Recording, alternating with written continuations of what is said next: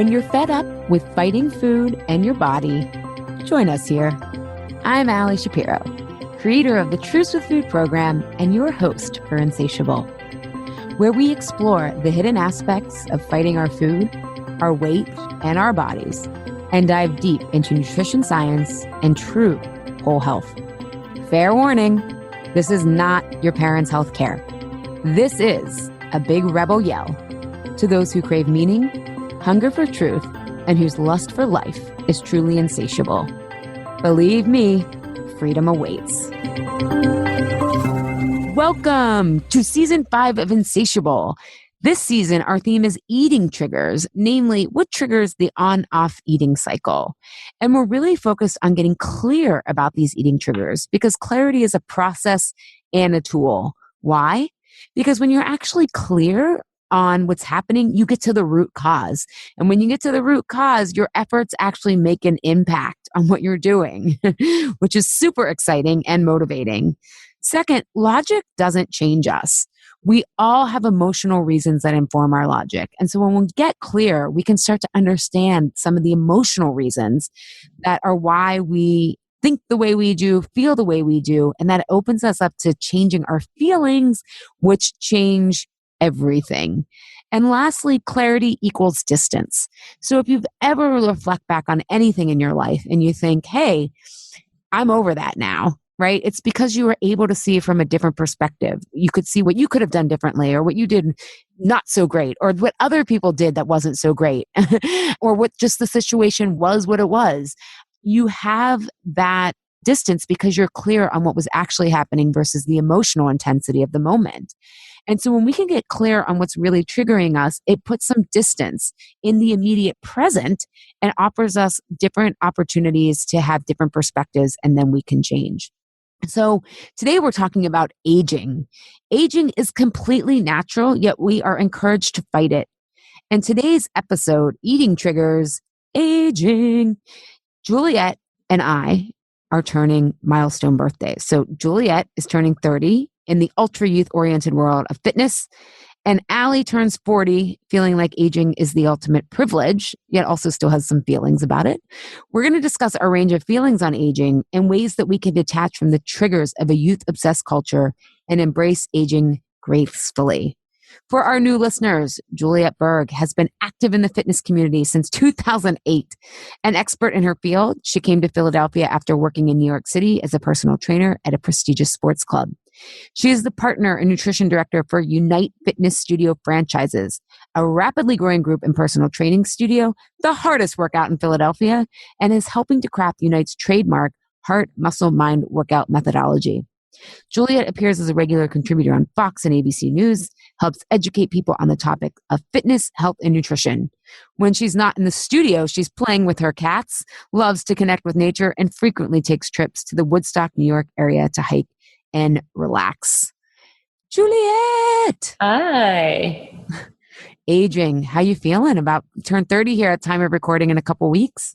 Yeah, I wasn't really feeling anything in particular around it up until a couple days ago, and I just realized how close it was. It's been interesting just in the last year to say, like, oh, this is my last year in my 20s, just something I would say. And now that it's, quickly approaching, I did have this brief 10 seconds of panic the other day. And I try to kind of figure out what that was about. And I said to my husband, like, it's just more that time goes so quickly. I can't believe that I'm already 30 when I just feel like, I remember being 20. Now I'm 30. Does that mean 40 is going to feel like it's going to happen quickly, and then 50, and then I'm just going to die? And he was like, oh my God, slow down. You're not going to die for a long time. It's true though. As someone turning 40, I'm kind of like, where did the time go? And when I tell people that, they're like, oh, you're still a baby. And it goes even faster, like kind of once you turn 50 and 60 and, and I'm just like, oh God, I don't want it to go so fast. And you don't want to hear that.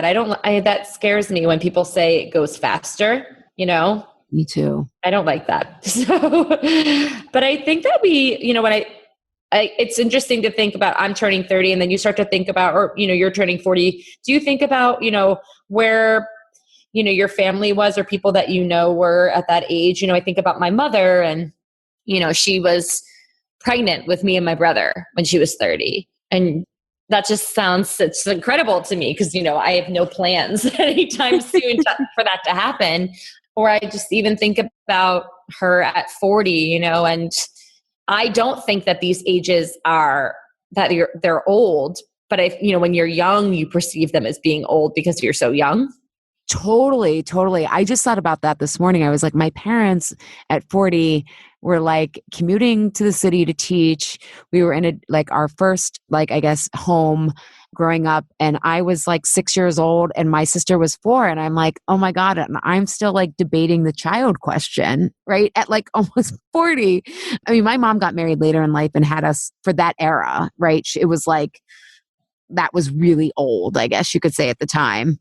And now it's funny because a lot of my friends I feel like are asking about the kid question in late 30s, early 40s. But yeah, no, I think about, my grandmother had like 9 kids at this age. Like, doesn't it make you feel like you have a lot of respect for those people and just for a different perspective of what they went through at those ages, and like makes me feel really proud for them. And I think about my business partner. He turned 40 last year. And I think about when he started our business, he was 29. And I just think, I'm 29. And at 29, he took a chance of starting his own brick and mortar business.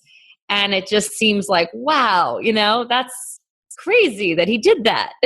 Yeah, when I was preparing for this episode and just kind of thinking, I started my business when I was 29 and I put my notice in at my corporate job on my birthday, October 1st, and then had to give 2 weeks.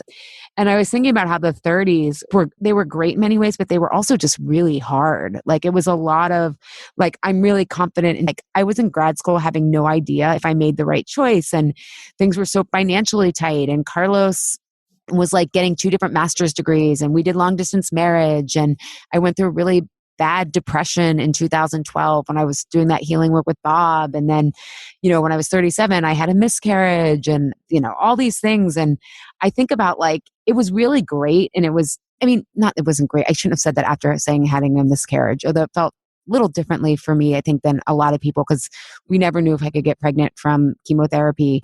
But there was a lot going on in my 30s, I guess. It was just so jam-packed, and I felt like I didn't start to breathe until the past 2 years. And for my 40s, the word that just keeps coming to me is savor. I just want to be where I am. Yeah, I think, and that's the different place, I think, getting to 40 than the feeling of turning 30, right? But there's a lot of societal pressure on these numbers and these ages that I want to talk about with you today.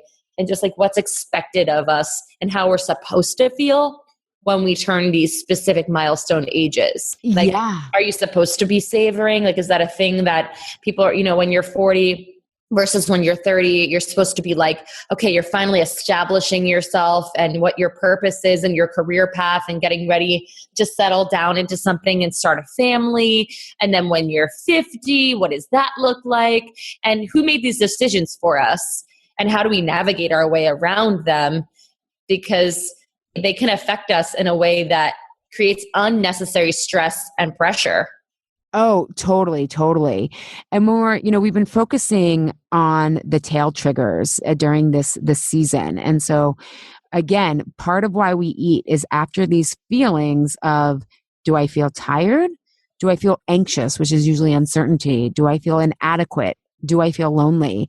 And I came up with some of the issues that these feelings drive the certain thoughts around aging. And so I think with tired, regardless of what age, it brings up kind of this striving and pushing to have our body be something, especially look young. And the challenge is I don't know if you felt this way, but I feel this way at 39 and 11 months, is that my body just doesn't recover as well from working out or from drinking or anything of that matter. So there's that tired piece that aging can trigger. Uncertainty. What will happen to my health? What will happen to my body? Am I doing what matters to me in my life, right? There's a lot of uncertainty, I think, that especially milestone decade birthdays bring up, right? I think this is why a lot of people have the midlife crisis at their 50s. I shared this with a lot of clients. I think it'll be helpful for listeners in graduate school. In one of our courses, we were talking of narrative coaching. And in America, we are told that we can be whatever we want and there's unlimited opportunity and potential. But when you start to get into your mid 30s to late 30s, you start to realize that you've made very real choices that have real consequences. Maybe you decided to get a mortgage. Maybe you decided to have kids. Maybe you went down a certain educational path, right? Or you've dedicated like a good portion of your life to something. And that closes off choices. And that brings up your own uncertainty of, okay, I don't have every single choice. It doesn't mean you don't have no choices, which we'll get to, but I think these milestone birthdays can bring that up. Just we have to reconcile with what we've been taught versus reality. I think it brings up inadequacy. Am I ahead or behind? Am I losing my looks? Am I going to be worth it in a patriarchal culture, right? I want to get into how aging feels so threatening, especially to women, because in the patriarchy, you're only valuable if you're having kids or what you look like in relation to men. And that's bullshit. But that triggers a lot of deep-seated inadequacy. And then I think it triggers loneliness. Like, some of the questions I hear from my clients, like, am I going to meet anybody? Is it too late for me? Right? I'm asking myself from like moving back to Pittsburgh, like, is it too late to develop new deep friendships when you're in your late 30s, early 40s, and everyone seems to be like in their own lives, understandably so. And so those are some of the big things. I think we have these thoughts, but it's brought up and triggered by these feelings of being tired, uncertain, inadequate, and lonely. So yeah. And one thing I'm reading this book right now called The Ascent of Humanity by Charles Einstein. And it's basically about how we started to separate from nature. And it's really interesting because he focuses a lot on agriculture and how that really separated us as a technology away from kind of natural rhythms. And he talks about time being this like constructed technology that keeps us really separate from our natural rhythms and thinking of life in a linear fashion, which I think aging in our culture does. It's kind of like, oh, you just peak at 30 and then it's downhill or something, rather than having seasons and spirals. And he talked about like before agriculture, like people like looked at time, there would be like low tide, high tide, and it was just this less judgmental, linear, like way of being. And I thought that was just really interesting. So I was thinking about that earlier today because I had one appointment today and two appointments if we count this podcast because it's a really slow time right now for me. My clients are away. I only had one class this morning. So my husband and I we got breakfast and then we went and walked around a little bit, but I started to feel like this sense of I'm running out of time. At like 10 in the morning, I'm thinking to myself, I'm running out of time. I have this podcast at 2:00. And like that anxiety that I put on myself with the clock and watching the clock, like, okay, that gives me this many hours, and it's like that, all that time pressure. I actually had a moment where I thought to myself, like, this is fucking bullshit.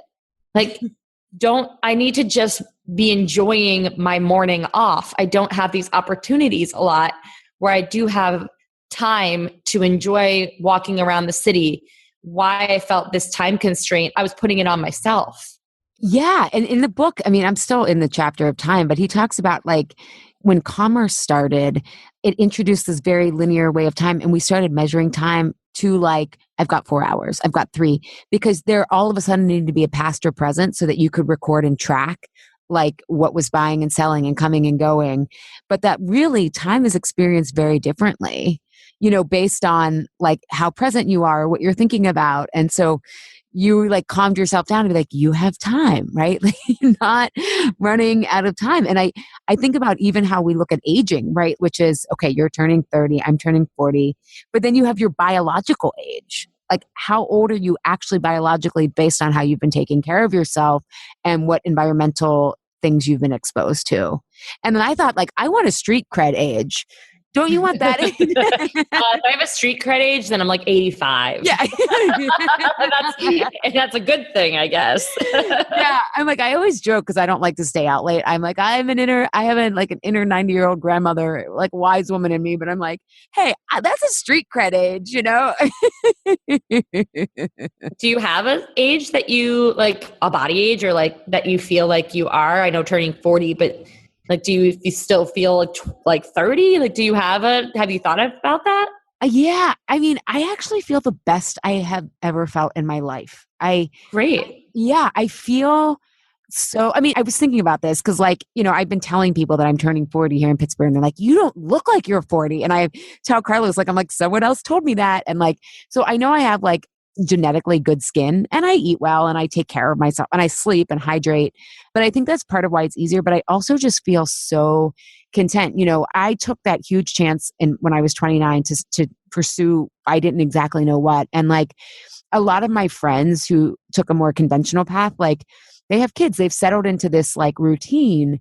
And I always wanted that. But my life was just so unpredictable for 11 years. And I feel like I'm finally at this place where now I'm like, am I going to have a family? Am I not? Or like, but I'm settling into a routine that I always wanted. Because I'm very routine driven, because my business is established, and it's like the financial resources to like I'm going to Montana next month on a business retreat, and like Carlos and I took a vacation this summer. And so like a lot of the freedom that I think a lot of my friends had and stability in their 30s, I'm just now getting there. And I just feel so happy that I took the risks I did. Like, I feel so grateful because, it's easier to look back and say that they were going to work out, but I had no idea if any of this was going to work out. And I'm just like proud of myself. I don't know. Am I allowed to say that? Like, can I own that? 100%. I don't think that people give themselves enough credit or allow themselves to feel proud of themselves because, oh, well, I could always do better. There's always more, and that's the society we live in, is that nothing is good enough, right? You could always be better. You could always be doing more. You could always be more successful. You could always have less wrinkles. You could always have less fat. It's like, it's enough already with that. Yeah. And I was never really into like, I'm still not into drinking. And I know a lot of my friends are, right? And it's like, they do that now on the weekends. Like, they get babysitters and like have wine o'clock or whatever. And it's like, but I've never really been into what like a lot of, and maybe they're growing out of that, I should say. But like, I'm going into that right now. Are you? Carlos has started to drink this summer, like every night. He's like, it's summer. I'm like, okay, so are you just going to be that person who has scotch every night? I mean, he's drinking Portuguese wine, but I feel like a lot of the things that people are getting into, like spirituality and personal development, like I've always been into. So it feels really fun, and especially social justice, and which the election has made me hyper aware of. And I feel like people, like, that's cool to do now, like if you're in your 40s. So I just feel like I'm finally aligned with where a lot of other people are. And not that I, well, I feel like you just are more comfortable with yourself too. That's part of it. It's just this level of like comfortability and confidence, and, you're more sure of yourself because of all the things that you've gone through over the last decade, and, the resiliency that you have to cultivate having your own business, and all the uncertainty, especially that you've had like financially with supporting yourself, and just, being in a long distance marriage with Carlos during, you've gone through so much over this last decade that now I feel like you are on this other side of it. And it's so you've learned so much and have grown so much that I feel like, of course, like you should feel so proud of yourself and take a deep, like be able to just breathe a little bit deeper and just feel like, let's savor these moments, because, you're just in a different, more relaxed place in your life. Yeah. Thanks, Juliet. I feel like so emotional you saying that and seeing that. Thank you. Well, I think it's important for people to see each other. And I really want our listeners to think about that too. People in your life, can you acknowledge anybody and see them in a way that they need to be seen? Because it's hard for us to see ourselves. It really is. We always have a filter over ourselves, again, because we're conditioned to feel like it's not enough, and, you got to just keep on trekking along. So I think it's important that we offer that to people that we see in our lives that have made shifts and changes over the years. And like the milestone birthdays, I think it's great to acknowledge, like, look how far you've come and where you are, so that you can feel grateful and proud of yourself.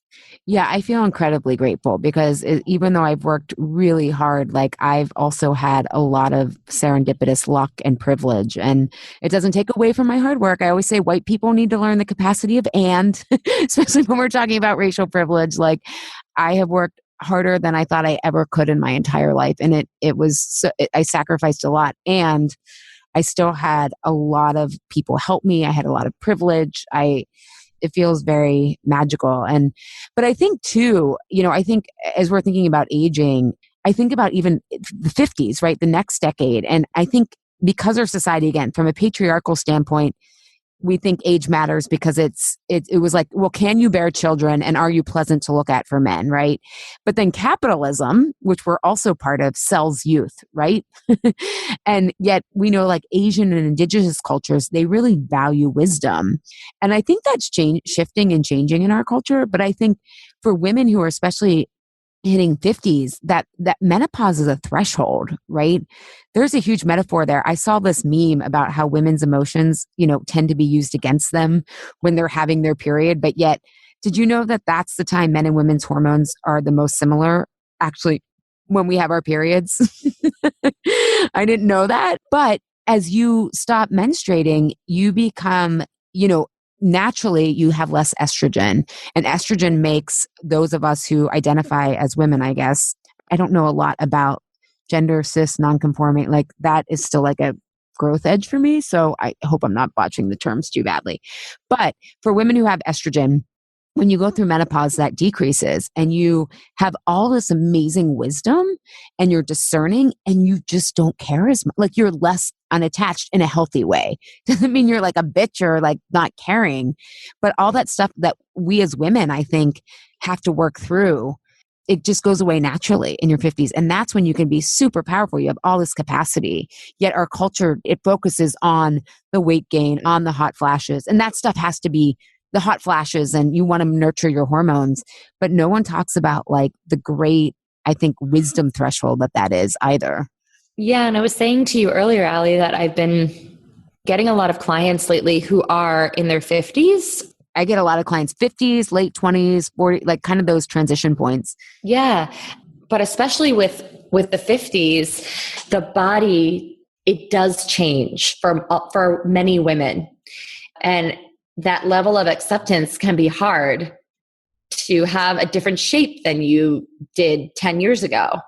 And how do you reconcile that, and just be okay with that and not fight that and not try to, I had a client, ask me about cool sculpting earlier today. What's cool sculpting? It's some less invasive form of like a liposuction, I don't even really know, but it's like they freeze your fat off and so because her stomach is different than it was she's approaching the 50s and her stomach has been changing. And although she feels like she's in the best shape, she's, and she feels like she takes care of her health and she eats really, really well, the hormonal shift that has occurred for her has left her with an excess amount of body fat around her midsection. Yeah. Yeah, I think that's probably really hard for people to hear. If their looks and is like, that's really wrapped up in their identity. And I mean, don't you hear this all the time? Oh, I could eat whatever I wanted in my 20s, but once I hit 30, it just all started going downhill. That's a message that we hear a lot. Yeah, I think once I went through menopause, then I just had this spare tire I couldn't get rid of. And like these messages we hear, they're such blanket statements. These aren't like, this isn't everybody. This Insatiable episode is sponsored by my client-described life-changing program, Why Am I Eating This Now? If you are tired of the on-off cycle, want food to stop being worth it in the moment, but not afterwards, and you want to stop self-sabotaging with food, this live program is for you. Early bird registration begins on September 10th. So visit alishapiro.com/Food Freedom 2018 to sign up to be notified when registration opens for this year's live session. Want to know a little bit more? Stay tuned to the end of this episode. There's this line between like, is it everybody because everybody's stressed out and like drinking wine every night? Or is it because that's part of just what happens? Like, is that destiny? Like, not saying that if it is happening, it's your fault and you can change it or anything, or that it's even a fault.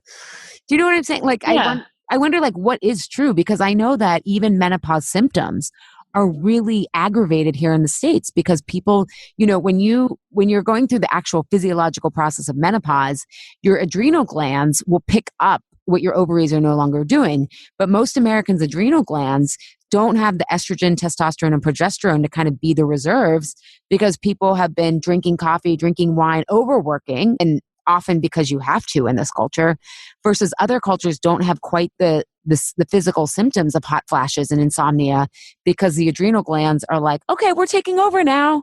I always just wonder that. And it's very individual. It's very individual. It's very much your environment. I think there's just a lot of fear put onto aging, right?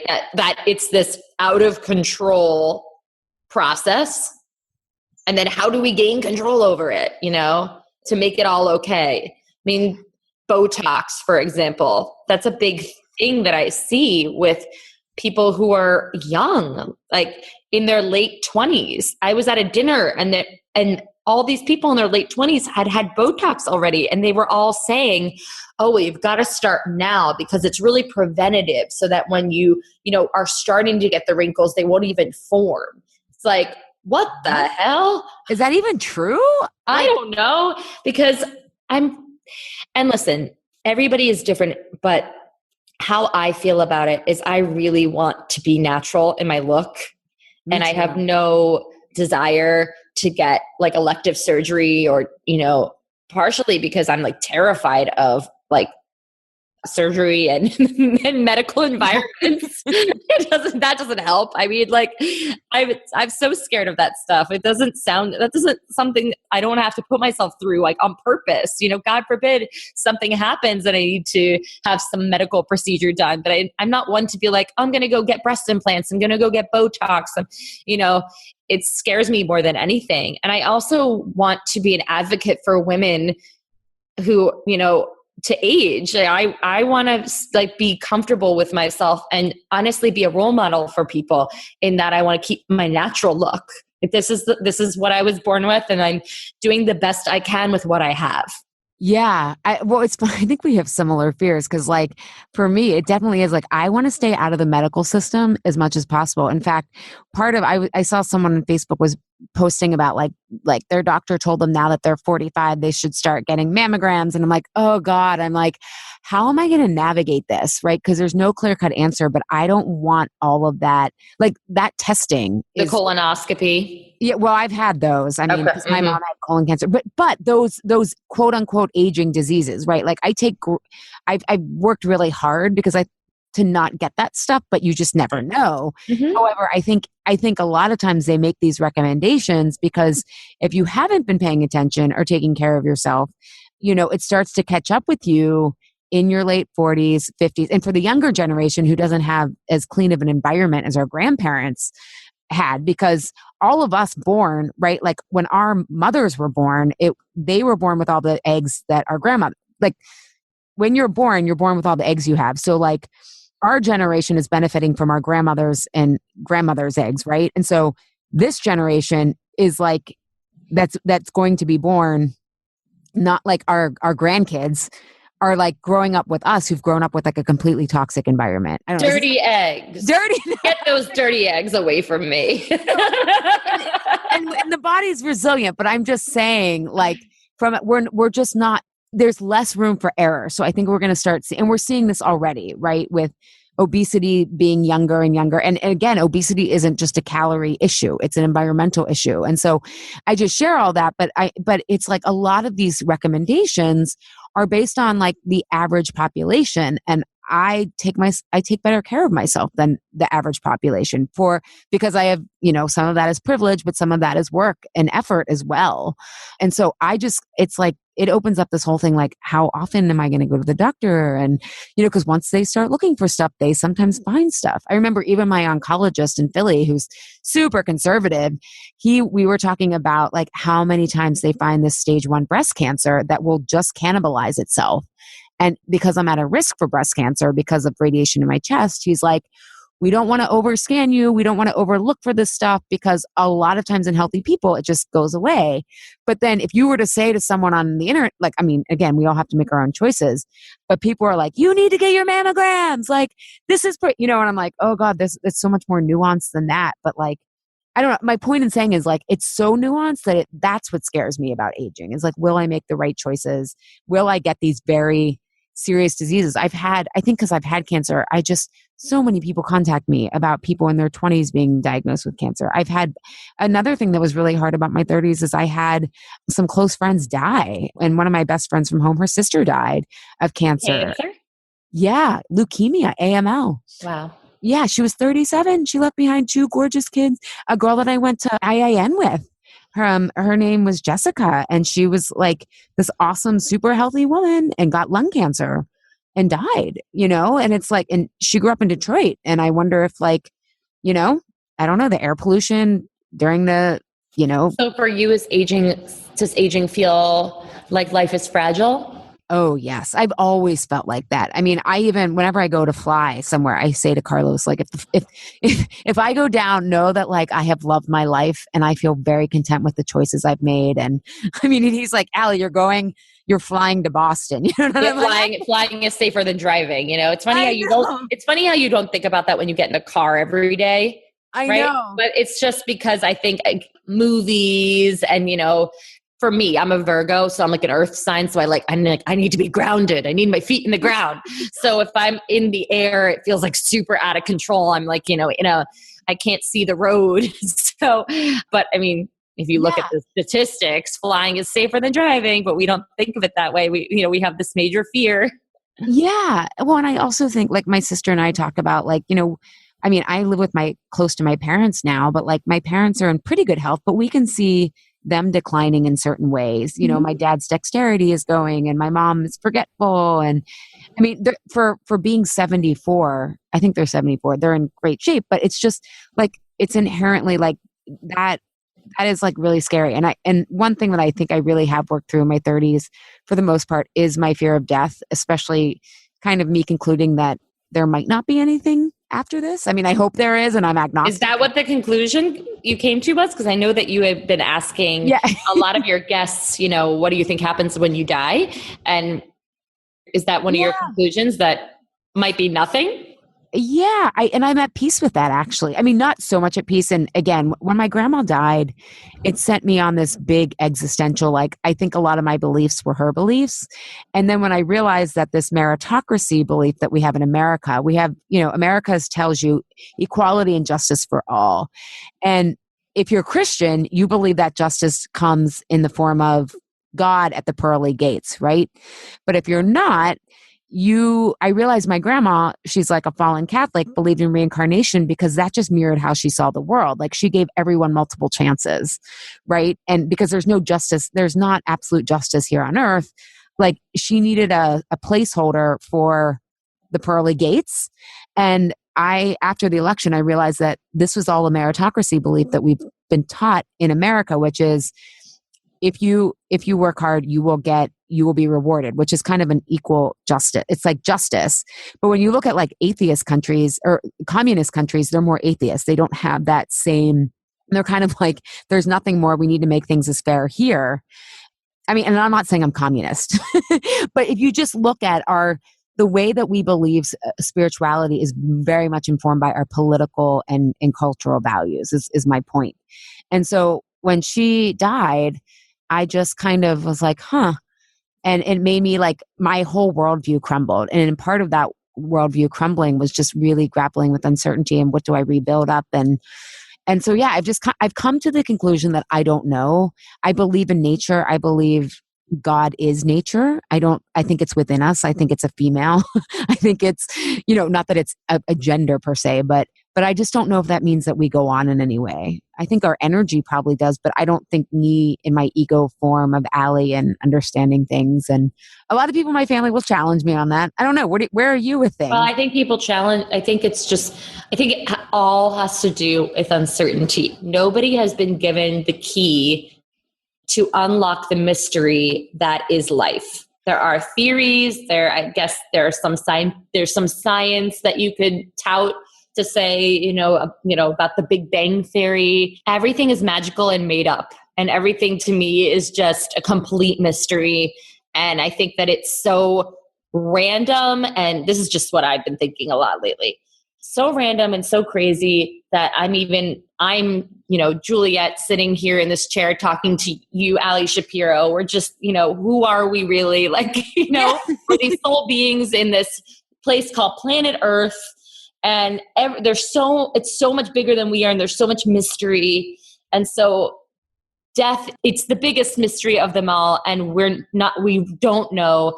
And so no matter what theory we come up with, there's no truth to it because the truth is unknown. And so we have to accept that uncertainty and just feel comfortable with, okay, we just don't know. And so you can't be scared of nothing because it's just, we don't even know. There's nothing to be scared of because it's not like we know the answer.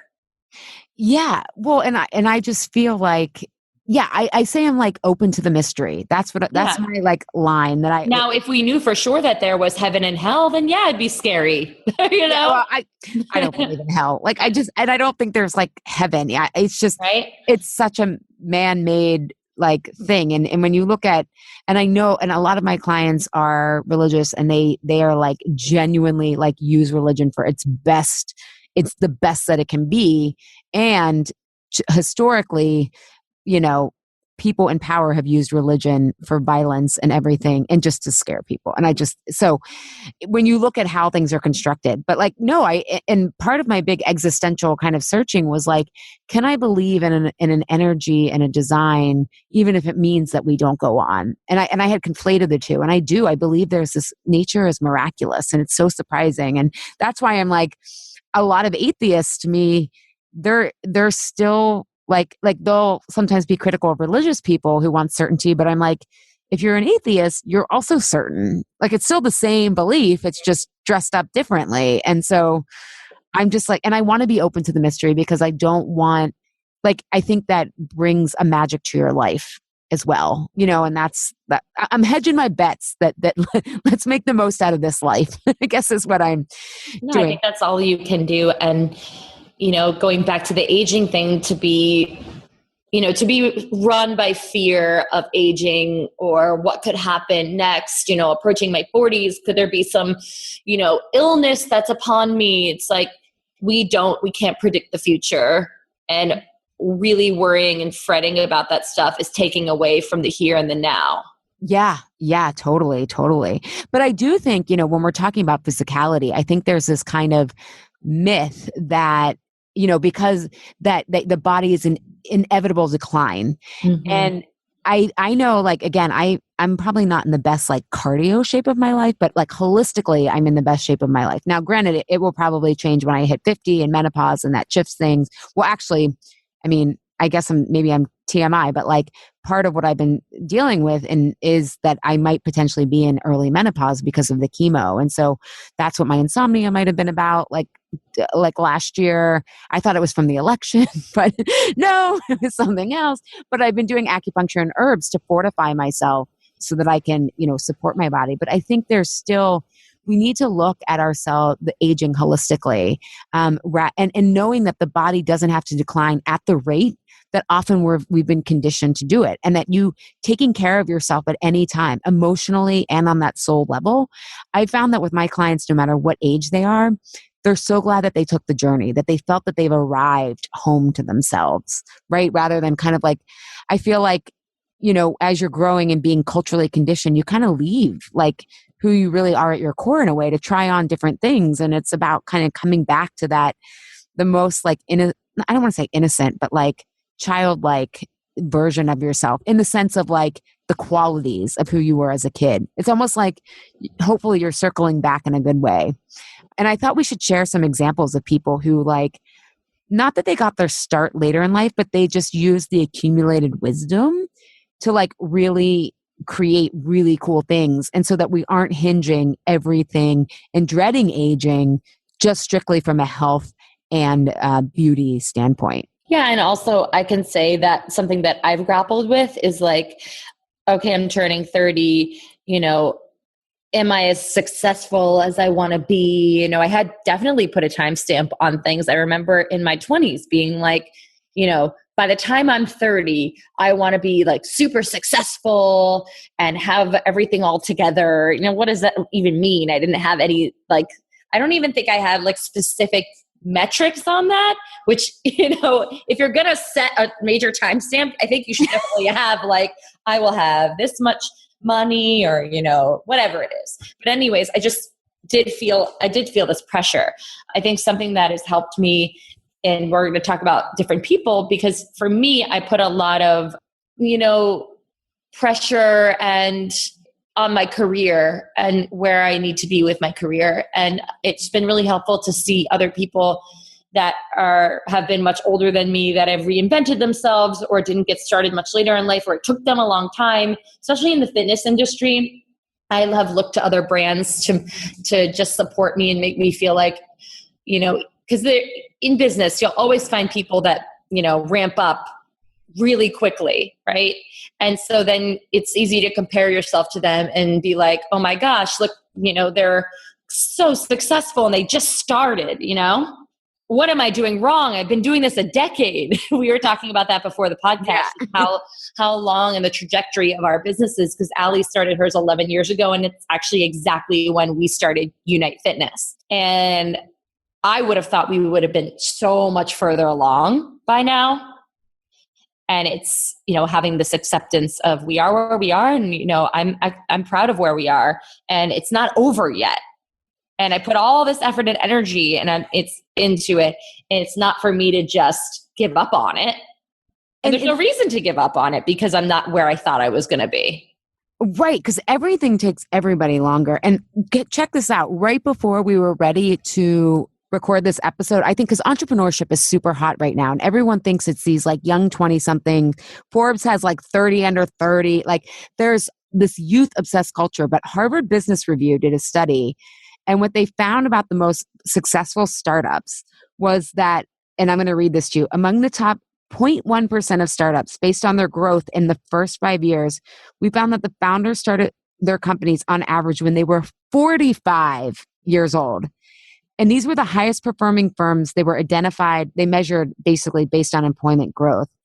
And the age finding is similar using firms with the fastest sales growth instead, and founder age is similarly high for those startups that successfully exit through an IPO or acquisition. In other words, the most successful people ages 40 to 49 who sell their company to someone else. That's like that's success in the startup world. So if you look at the most successful firms, the average founder age goes up, not down. Overall, the empirical evidence shows that successful entrepreneurs tend to be middle-aged, not young.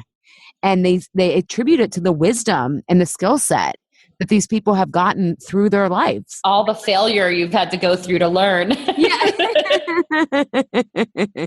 And they found that evidence points to entrepreneurial performance rising sharply with age before crest falling in the late 50s. Can you send me that article, Ali?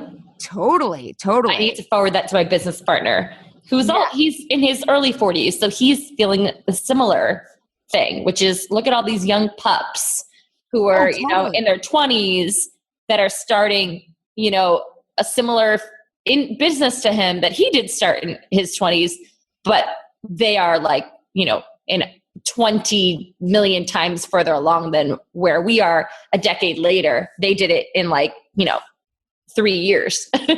Well, yeah, but you think, but like in this article, they talked about people were like, well, what about Steve Jobs? Yet they said that Apple's most successful product ever and its most profitable innovation, the iPhone, didn't come out till Jobs was 52. So think about that. We think, oh, Steve Jobs was this young guy, all these people. Well, you're only remembered for that, you know, your peak a lot of times. Yeah, yeah. Not the 30 years prior that it took you to get there. Yeah. That's the stuff I want to know. What were the first 30 years? Yeah. Tell me that. Tell me all the ups and downs of that. Yeah. But I just want to, you know, that's an example. I think Silicon Valley, again, praises youth, all that stuff. But when you really look at the data, not the hype, it is middle-aged is where it's at, you know? I was doing some research for this episode. Toni Morrison, She was 40 when her first book, The Bluest Eyes, were published in 1970. And so then she was really 58 when she got the Pulitzer Prize for Beloved. Laura Ingalls Wilder. Do you remember Little House on the Prairie? Yeah. Yeah. Guess how old she was when she created that series? She created the series, not the TV series, but she actually created the books. The books, yeah. I don't know, 50 something? I don't know. 65. What? Yep. That's awesome. Vera Wang. Yes, Vera Wang, I know, didn't start designing, or she didn't start designing until like 39? Yeah, she started at 40, but what's interesting is she was a competitive figure skater growing up and a journalist, but then she studied art history, worked at Vogue, and then she basically she worked for Ralph Lauren and all these places, but it wasn't until 40 that she entertained the idea of becoming a bridal designer. And then she had to grow the business. But all of her experiences, again, we see this like wisdom. Like if you really pay attention to what you're learning, Catherine Bigelow, do you remember the movie The Hurt Locker? Yeah. Guess how old she was when she won the Academy Award for Best Picture and Best Director? Guess how old she was? Well, now I'm just going to go older, 72. Okay, no, that order. 57 years old. Nice. Yeah, Viola Davis. I mean, I love her. Oh, yeah. She went to Juilliard in New York. She debuted on Broadway. But guess how old it was until she really got the big movie role in the movie Doubt with Meryl Streep? Late 40s? Yeah, 43 years old, which again, Hollywood tells you you're ancient at 20. Yeah. Well, it depends on the role you're playing too with Hollywood, right? Yeah. And it was at 49 that she became the household name that she is with the series How to Get Away with Murder. Damn, girl kept trekking along. Yes. You know what I mean? That is, you got to give someone credit for that, because when you know that that's what you love to do and your passion, you just keep trekking along. I think at a certain point you do have to accept, I might never make it in this industry, but I love it and I'm passionate about it, so I'm going to continue doing it. Yeah, because I like the work. Exactly. You can't be attached to the outcome at that point. Exactly. And I think aging gives you that. And I was talking to a friend of mine over email who's also about to turn 40. And we were saying how good we feel. And we're like, why did it take us this long? We blamed it on the patriarchy. We're like, what if we felt this great about, because you can really become more unattached to the outcome the wiser you get. Yeah. It's like, what if we felt this great when we were 10? I can't even imagine. Just a couple more people. Jane Lynch. Do you remember her from Glee? Yeah. Guess how old she was when she got the part as Sue Sylvester on Glee? 46. 51. Wow. And it was interesting when I looked at a lot of the actresses who quote unquote peaked later in life. They were so grateful for it because they were like, I would not have been able to handle the Hollywood scene and all of the things that are coming at you at a younger age. And you do see a lot of what happens to young people who are, under the spotlight. A lot of drug addiction, a lot of burnout, a lot of mental health problems, because it's so being that vulnerable. And when you're at that age, it's really hard to handle all that success. Young stars, you see that happen a lot. Totally. Oh my God. So many. It's like almost to the point that you wonder why people do they want their child to be in Hollywood? Because it's a lot for a kid. Yeah. And then the last one, although when we were chatting about this, you have some examples. Julia Child.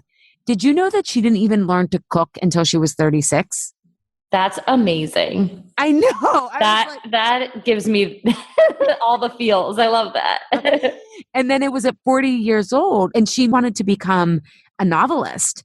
And she wrote these plays and short stories. And again, novel writing, cooking, all artistic.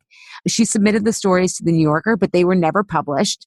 So she moved to France in 1948. And then basically at 40 years old, became a TV icon on the TV show The French Chef, which aired on WGPH and then syndicated to 96 stations. How about that? She basically felt like she failed. And what do they say? When one door closes, another one opens. But she entertained us. So she was 90, I think, right? Yeah. And what about, you were telling me the owner of Flywheel? So I'm one of my mentors in life. I look up to her a lot because I work for Flywheel Sports, which is an indoor cycling company. And I think they have such an incredible product, but we considered Ruth Zuckerman. she's considered like the queen of spin because she not only founded SoulCycle, but she also founded Flywheel, which are the two biggest names in the indoor cycling industry. And she didn't start SoulCycle until she was in her 40s, and she didn't start Flywheel until she was in her 50s. And especially in the fitness industry, you think that, you definitely aren't going to be creating an industry or like a workout regimen, one that caters to such young people at that age. But it took her years and years of perfecting her craft and like figuring out her energy and her presence and what she wanted to do. And, and then she also had children, and like life happens, and, she kept doing her passion, which was fitness. That makes me think about, like, I feel like the spiritual lesson of my life is like trusting timing. Yeah. And you sometimes have to like, and it's not the standard, like not everyone's going to have the same timing, right? It's like, and especially based on what your skill set and your gifts are. Like, I think I'm also really comfortable with my age because I'm in the business of wisdom, right? You can only get wiser with age, hopefully. But I think there's a time. Do you believe in divine timing or synchronicity? Or I would like to believe in it, yes. Yeah, I think that's the answer I would say too. I like to believe in it, yeah. And I do find that some things are just kind of like so weird timing wise that I'm like, there's got to be something sort of driving this. Yeah, I know. Sometimes it's like, I mean, I love the Tao Te Ching, and it's like, nature never rushes, but everything gets done. And I was like, oh my God, that's so true. And you think about nature, again, nature is kind of my spiritual compass. And it's like, you can't rush the caterpillar turning into the butterfly, or an oak tree that's going to be an oak tree takes that amount of time. Like a fly, has a shorter lifespan. Like, do we each have these like inner potential, and we've just got to, I don't know, I feel like that's what I'm really taking, like I'm kind of owning who I am in my 40s, but like surrendering my own timeline. It doesn't mean they won't flare up, but like I just kind of get that, like I'm not in control of that. Like I can really get that.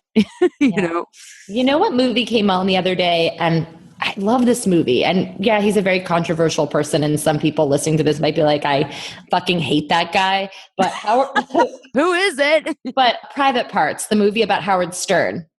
Oh, people don't like Howard Stern? I think he's very controversial because he's just like, has had a lot of like naked ladies and like porn stars on his radio show. And it's just like, he's just, I don't know, maybe some people might find him to be like a misogynist. Just a different kind of humor, I guess. But just his trajectory of his career, just having been on the radio since he was like 22 years old, and he's still doing it at 64.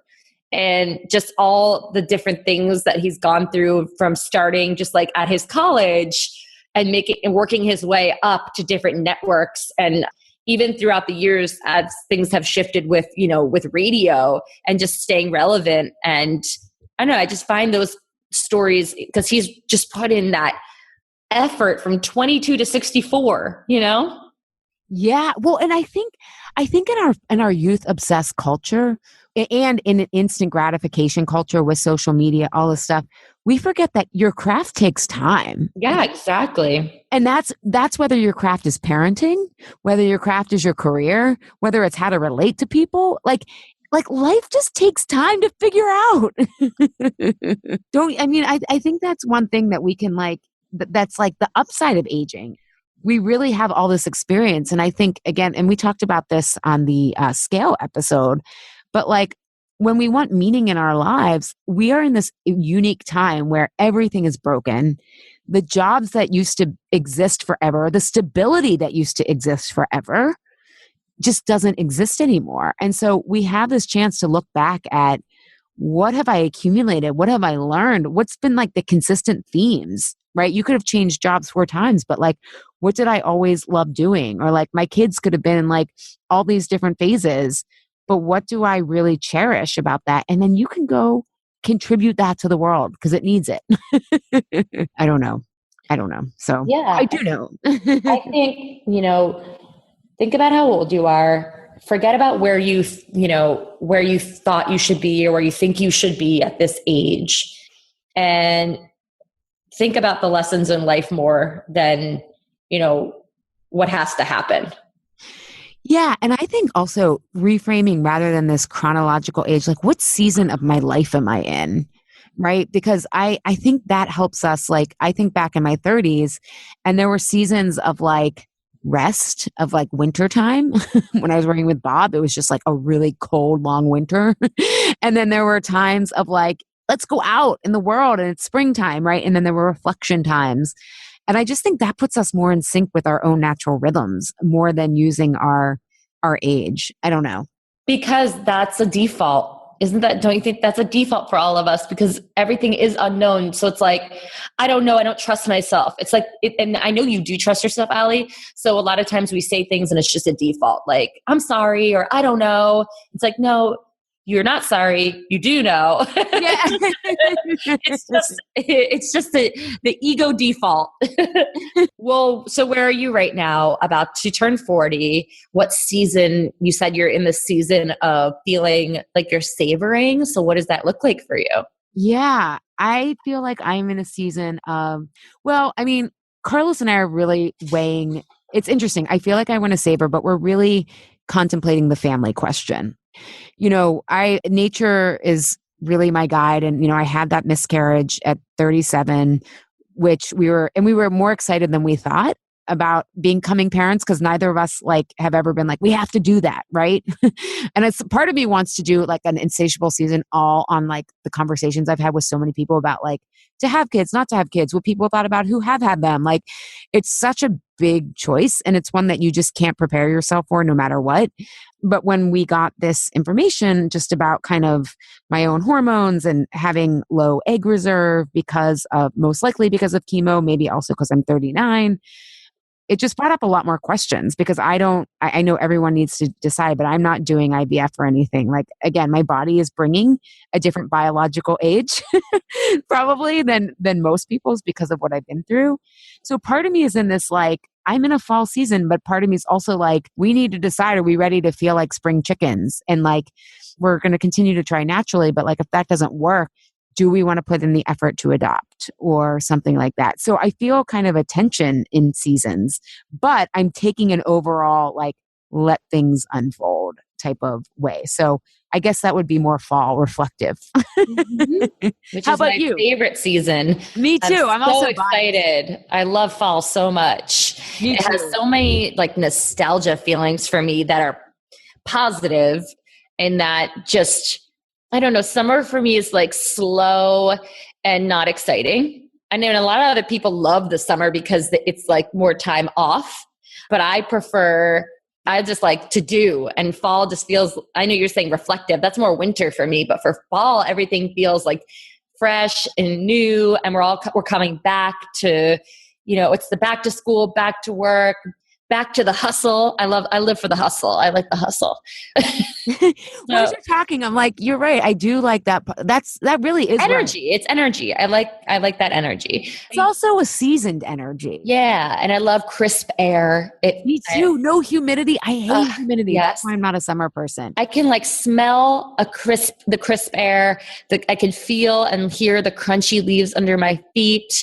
The smell of the wet leaves, mixed with the soil. Do you know what I'm talking about right now? Oh my God. In fact, I'm like, you're It's like describing so it's much better like than I did. intoxicating for I'm me. definitely in your fall season, not mine. I don't like mine anymore.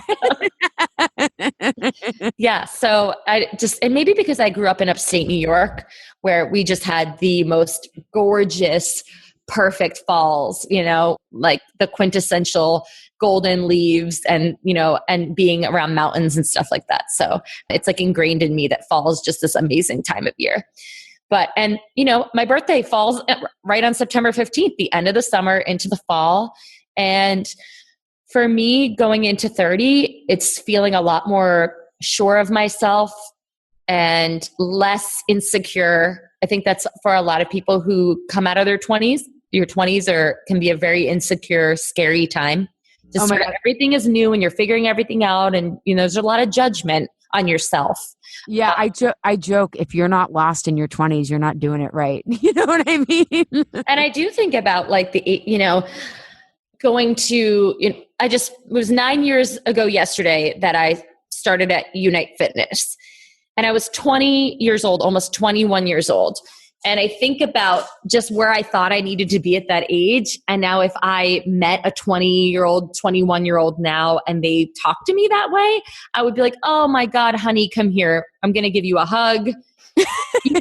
Don't worry. You're just discovering things. And, I think a lot of my drive for success at such an early age did come from the fact that I had to be on my own after my dad passed away. I was an orphan at 16 years old, which is really odd. So I I became an adult earlier than most people had to, and had an apartment and got a job and went to school. And so I do think I was a little bit older maturity wise at that age, but still carried around all those insecurities that someone in their early 20s does about just being unsure of themselves, like where you fit into the world, if you're allowed to really take up space in the world. And now going, at 30, I refuse to have certain friends that aren't suiting me or do certain things that don't suit me. I feel confident in being able to say no, and I feel like I'm coming into this next decade, I want to say, like a boss. That's how I feel. I love it. I love it. Yeah. And I feel like I'm just coming into owning what's unfolded, who I am. I mean, I still would have to work on it, but there's an inner calm that I think I earned through my 30s. So I'm excited. Yeah. I'm ready for the next era of hustle, but without the frenetic anxiety that I had in my 20s. Yes. So a more grounded hustle. Yes. And I seriously thank you for describing fall that way for people who are in that fall season, because that's exactly how I do feel about with my business is doing really well and I feel confident in what we're creating over here and how we're going to support people. And yet I still feel that energy of are we going to start a family? Are we not? Kind of just that. I do feel like there's new horizons, which is a part of fall that I love as well. But it's time will unfold for all of us. Yeah, if we're lucky. I do still think that aging is we talk a lot about privilege on this podcast, and I think aging is the ultimate privilege. And I'm just grateful because I know I always criticize America and this culture, but it is a freaking fun time to be alive in the sense that if you're creative and you want to make a contribution in any way possible, there's so much opportunity, right? Everything's broken. That's the upside, right? Yes. So wonderful. Well, thanks for this chat, Juliet. This insatiable episode is sponsored by my life-changing program, Why Am I Eating This Now?